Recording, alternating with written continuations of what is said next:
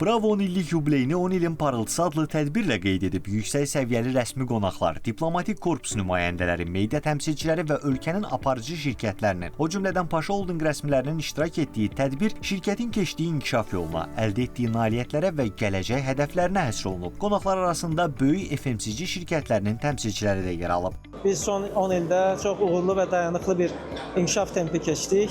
Buna biz maliyyə sabitliyimizdən, şəffaf və ədalətli idarəçiliyimizlə nail olduq. Və əlbəttə ki, bizim yanımızda həmişə tərəfdaşlarımız, əlbəttə ki, müştərilərimiz həmişə yanımızda oldular və buna görə biz onlara xüsusi təşəkkür edirik.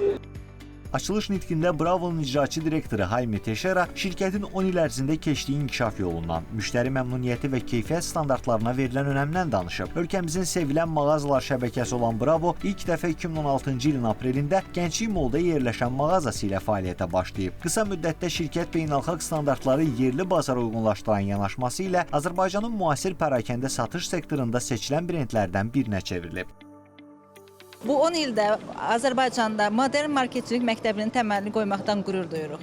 Bravo supermarketlər olaraq müştəri məmnuniyyətini əsas fəaliyyətimizin mərkəzinə qoyub, mütəmadi olaraq müştərilərə yeniliklər, keyfiyyətli məhsullar və uyğun qiymətlər təklif edirik. Keçdiyimiz ilin sonu Bravo supermarket olaraq bazara Bravo application'ı təqdim etdi. Artıq müştərilər müştəri vərdişlərinə, müştəri bacarıqlarına uyğun olaraq öz alış-verişlərini tənzimləyə, uyğun fürsətlərdən və bonus sistemindən yararlana bilərlər.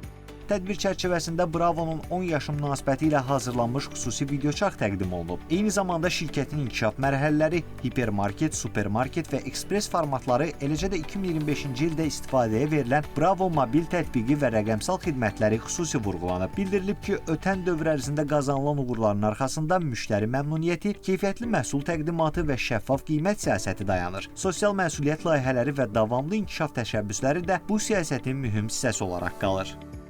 Mən düşünürəm ki, Bravo supermarket doğru yoldadır.